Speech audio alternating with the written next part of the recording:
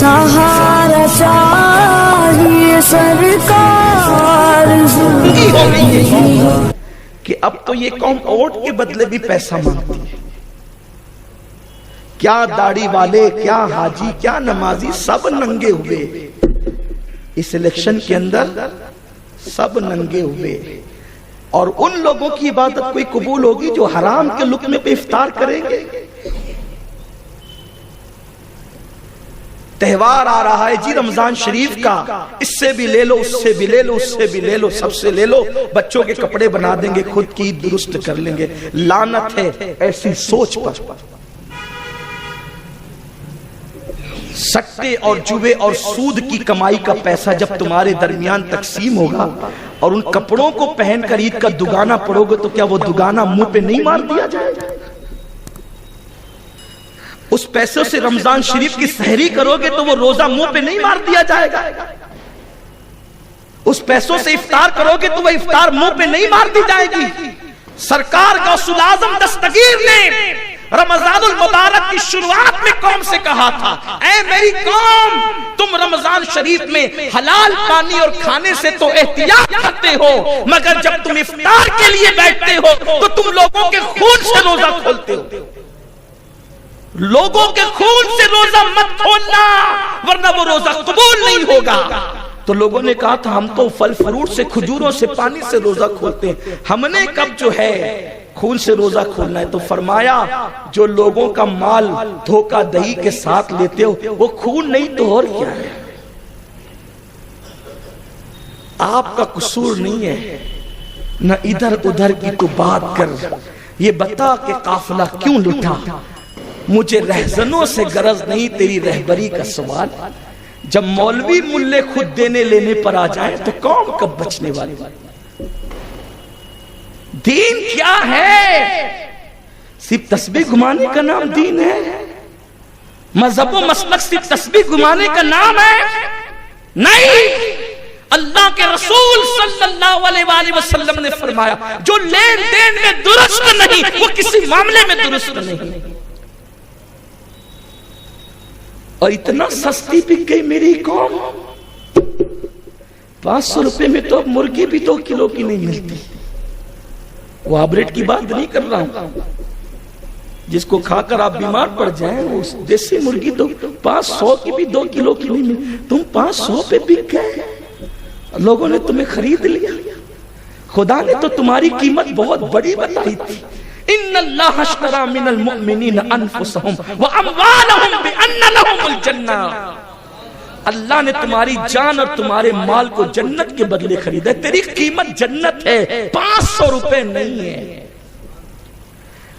اور آج جیت کا جشن ایسے منا رہے ہیں جیسے کوئی ان کی عید آ گئی. پٹاخے پوری گلے کوچوں میں پھوڑے جائیں. نہ بیماروں کا خیال ہے، نہ پڑھنے لکھنے والوں کا، نہ عبادت کرنے والوں کا، نہ سونے والوں کا خیال. جو مذہب قرآن کی تلاوت کے لیے کہتا ہے کہ سونے والے کے سرہانے زور سے قرآن مت پڑھو، اس کی نیند میں کہیں خلل نہ آ جائے، اس مذہب کے ماننے والے پٹاخے اتنی زور سے پھوڑ رہے ہیں کہ نیند میں لوگوں، نیند تو اپنی جگہ بیمار. اور سوچو تو صحیح، وہ قوم اپنی دولت کو انگار لگا رہی جس قوم کی بیٹیاں سگنلوں پہ بھیک مانگتی. وہ قوم پٹاخے پھوڑ رہی ہے ہزاروں روپے کے خرید کر. ایسے بھی غریب ہوں گے تمہارے شہر میں کہ رمضان شریف کا چاند دیکھ کر جن کو عید کی فکر ہوگی، اور ماں اپنے بچوں کو یوں بہلا بہلا کر کے، پھسلا پھسلا کر کے وقت نکال رہی ہوگی کہ بیٹا تیرے بابا کی، تیرے باپ کی اٹھان آئے گی، تب ہم جا کر بازار سے کپڑے خرید کر کے لائیں. اس قوم میں رہتے ہو، امت کا درد نہیں، فکر امت نہیں، اور تم پٹاخے پھوڑ کے اپنی دولت کو آگ لگا رہے ہو. کون کر رہا ہے یہ؟ نام نہاد مسلمان، نام نہاد دیندار. سنو، سن لو، غور سے سن لو. جو ہار گئے ان کا تو آج ہی سے قلعہ کما ہو گیا، اور جو جیت گئے 5 سال کے بعد انہیں پھر زوال آنا ہے. اور سنو، اپنی فکر بناؤ. کوئی ایسے اقتدار پہ ایمان کا سودا نہ کرنا جو 5 سال کے بعد چھین لیا جائے. ہم تو اس اقتدار کے قائل ہیں قبر میں جانے کے بعد بھی جو اقتدار چھینا نہ جائے اس کی طرف کوشش کرو، اور اس اقتدار کو ولایت کہتے ہیں۔ 800 سال ہو گئے غریب نواز قبر میں جا کے آج بھی ہند پہ حکومت کر رہے ہیں۔ کیا تمہاری حکومت اور کیا تمہارا الیکشن؟ لعنت کرو ایسی چیزوں پہ، لعنت بھیجو ایسی چیزوں پہ۔ لیکن یہ بات قوم کو کون سا؟ امین القادری تو آنکھ کا کاٹا ہو گیا نا، آنکھ بولتے بولتے۔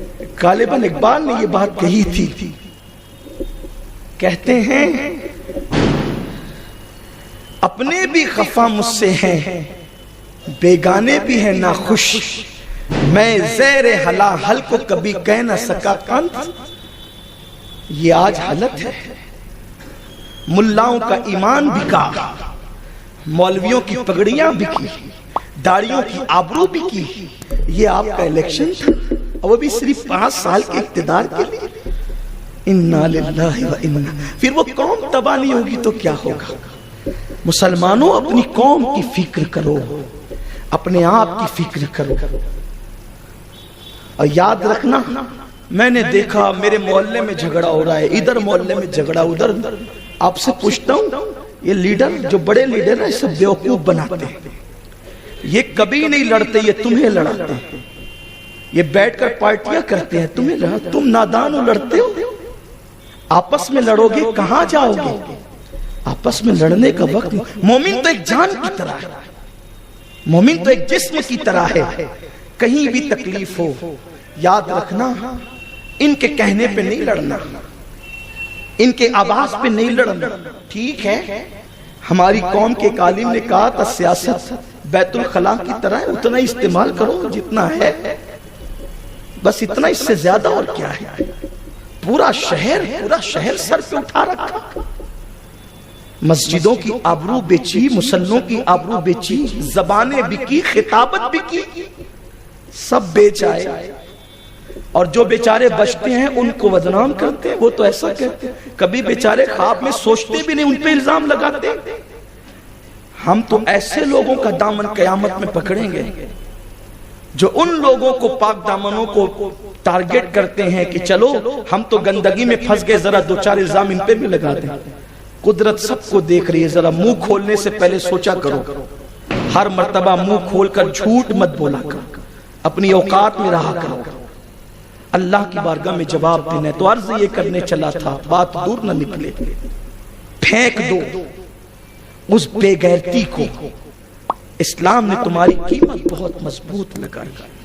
آپ جانتے ہیں کیسر و کسریٰ کے تاجدار جس قوم کو خرید نہ سکے، وہ محلے کے معمولی سے کارپوریٹر تمہیں خرید لیتے۔ سوچو تو صحیح، ان تک یہ پیغام پہنچاؤ، میری قوم تک یہ پیغام پہنچاؤ، ورنہ تم بہت نیچے گر جاؤ گے، نچلی سطح پہ آ جاؤ گے۔ تمہیں پتا ہے بہت قیمتی بات عرض کرنے چلا ہوں، مجھے معلوم ہے تم لوگ ایسے نہیں ہو، لیکن تم مخاطب ہو تو ذرا ان غائبین تک پیغام پہنچانا ہے جن کی اصلاح کرنی مقصود۔ کوئی کارخانہ دار کہہ رہا تھا کہ مزدور آ ہی نہیں رہے ہیں، جب ان کو حرام کا ملے گا تو وہ کب آئیں گے محنت کرنے کے لیے؟ اچھا لوگ اس کو حرام بھی نہیں سمجھتے، اس لیے کہ امیر شہر نے یہ فتویٰ دے دیا ہے کہ کفارہ ادا کر لو تو حرام بھی حلال ہو جاتا ہے۔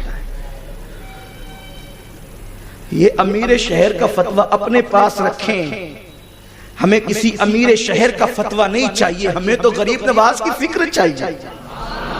فکر غریب نواز لو، امیر شہر کو لات پہ رکھو، اوقات کیا ہے؟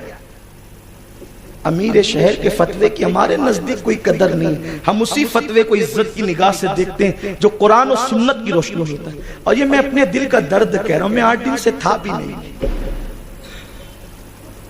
رمضان شریف شروع ہونے والا تھا، لوگوں نے اتنا تنگ کیا کہ رمضان شریف شروع ہو جائے گا تو آپ ہمارے یہاں کے دورہ کر لیں، سنیت کا معاملہ ہے، کوئی کہتا غوث پاک کا واسطہ، کوئی کہتا غریب نواز کا واسطہ، اور جو غوث پاک کا واسطہ کہہ دیتا ہے میں تو ڈھیر ہو جاتا ہوں، پھر کہ میں سب چھوڑ کر کے چلا جاتا ہوں۔ یہ میری حالت ہے۔ 8 دن کے بعد آج صبح آیا تو بہت دل ٹوٹا، بہت دل ٹوٹا۔ مجھے وہ غریب یاد آ گئے جن کو مائیں کھچڑی کھلا کر کے افطار کرواتی، جن کو پانی پلا کر کے افطار کرایا جاتا ہے، آج اسی قوم کے لوگ پٹا اب تک پھوڑ رہے ہیں، اب تک پھوڑ رہے ہیں۔ یہ پیسے آئے کہاں سے؟ اور سوچو، آگ لگا رہے ہیں، اپنے پیسوں کو آگ لگا رہے ہیں۔ مسلمانوں، جس قوم کی بیٹیاں لوجوں میں بک رہی ہے، اس قوم کے لوگ اپنے پیسوں کو آگ لگا رہے ہیں۔ یہ اپنی جیب سے لگا رہے ہیں؟ نہیں۔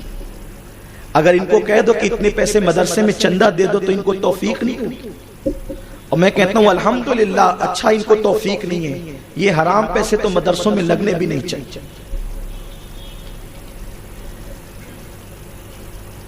بہت افسوس ہے، بہت افسوس، بڑی تکلیف ہے مجھے، اور میں جانتا ہوں کہ کچھ لوگوں پر یہ باتیں بڑی ناگوار گزرتی ہیں، اس لیے وہ سوچتے بھی رہتے ہیں کہ یہ بولتا رہتا ہے، اس کے منہ کو چپ کرایا جائے۔ الحمدللہ میں نے کبھی کسی سیاسی لیڈر کے گھر پر اگر پتا چل جائے کہ اس کا ایک ہی کاروبار ہے کہ کارپوریشن کوئی لوٹتا رہتا ہے، میں کبھی اس کے گھر چائے بھی نہیں پیتا۔ لاکھ ڈالر، جب میرا ایک دوست ہے کارپوریٹر بنا، اس دن سے لے کر آج تک میں نے اس کی کبھی چائے نہیں پی سکا، میری پی میں تیری نہیں پی سکتا، کیونکہ مجھے پتا ہے جس دن یہ میرے حلق میں اترے گا اس دن میں حق نہیں بول سکوں گا، اس دن حق میں منہ پہ بولتا ہوں کہ میں تیری نہیں پیوں گا۔ اور الحمدللہ اللہ کے گھر میں کہتا ہوں کہ لوگ الزام لگائیں، ہزار لگائیں، الزام لگانے والوں تو قیامت کا دن ہے نا، میدان محشر میں سب کھلیں گے۔ ایک فقیر بے نوا پہ الزامات کتنی بارشیں کرتے ہو، بدبختو، تمہیں شرم نہیں آتی؟ اور وہ بھی سید پر۔ خدا کی قسم، سید نہ کل بکا، نہ آج بکا، نہ قیامت میں بکے گا۔